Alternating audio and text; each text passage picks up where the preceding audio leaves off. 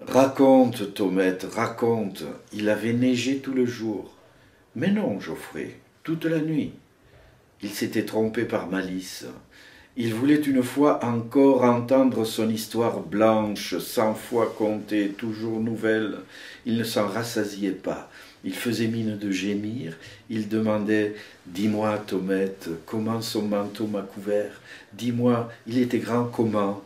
Oui, je sais, mais dis-moi quand même. » Impatience, feinte de mou, lumière rieuse dans l'œil.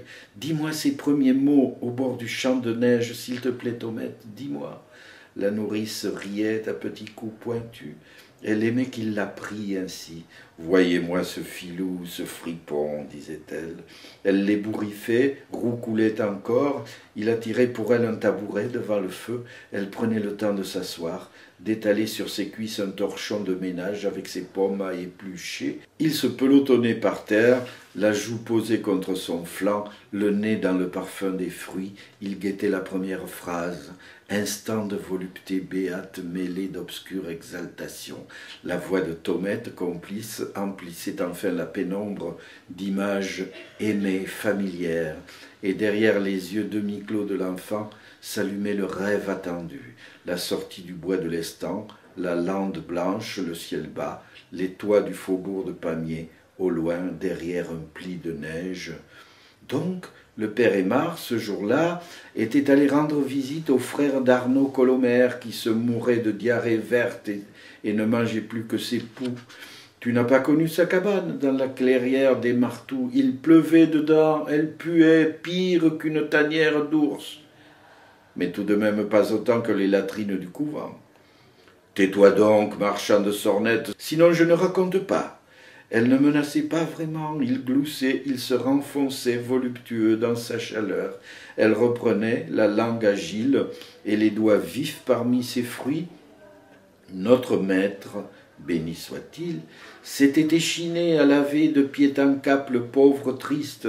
Il avait pommadé son ventre, il lui avait fait avaler un bol de tisane de sauge.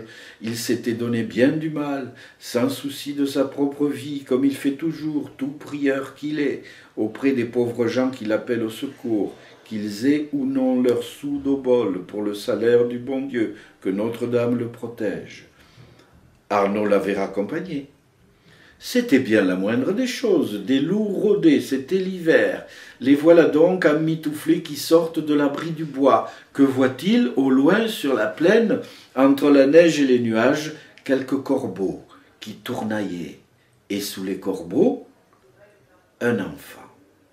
Un petit enfant tout malingre, à peine vêtu d'un vieux sac, comme tombé du ciel, égaré, misérable, pas le moindre chemin tracé, pas le moindre toit de maison, rien, le désert tout blanc, tout froid, et là, dans ce rien, un vivant. C'était moi, c'était toi, Geoffrey. Silence chaud, il savourait, c'était le meilleur de l'histoire. Il se serrait, tout ramassé, frottait douillettement la joue sur la cuisse de la nourrice. Elle soupirait émue, lui baisait les cheveux. Il savait la suite par cœur, mais il attendait de l'entendre, le souffle suspendu, le regard à l'affût, dans la chaleur du feu. À la sortie des derniers arbres, le père Aymar s'est arrêté. Il t'a désigné, il a dit « Arnaud, connais-tu ce perdu ?» Le rouquin lui a répondu en gratouillant sa grosse barbe « Tu sais comme il parle, on dirait ton tonneau. Saint homme, c'est le fils de Dieu. » Elle contrefaisait le balourd, et tous les deux mêlaient leurs rires. Le père Aymar a répondu « Ne sais-tu rien d'autre de lui, fils de Dieu, nous le sommes tous ?» Alors le teigneux a grondé « Quel mécréant ces gens des bois ! Mais ni vous ni moi, que je sache, n'avons été abandonnés. Je crois bien que notre Seigneur est seul capable d'oublier un petit être sans défense, tout nu dans le froid de l'hiver. Quel autre père, par chez nous, ferait une chose pareille? Je suis vraiment tombé du ciel? Question chassée du bout des doigts. Notre maître Geoffrey a répondu ceci. Index dressé, ton pénétré, tentative d'imitation de ses vérités magistrales. Je te sais bon chrétien, Arnaud. Je considère donc que ta langue a fourché, mais garde-toi à l'avenir de proférer des hérésies qui pourraient te valoir du feu sous les orteils. Malheureux, estimez que Dieu est indigne du nom de Père. Pourquoi donc nous a-t-il poussés au-devant de ce pauvre enfant, sinon pour qu'il soit secouru? À cet instant de son récit, Tomette se taisait toujours. Elle attendait que Geoffrey dise « Alors, qu'est-ce qu'il a fait ?»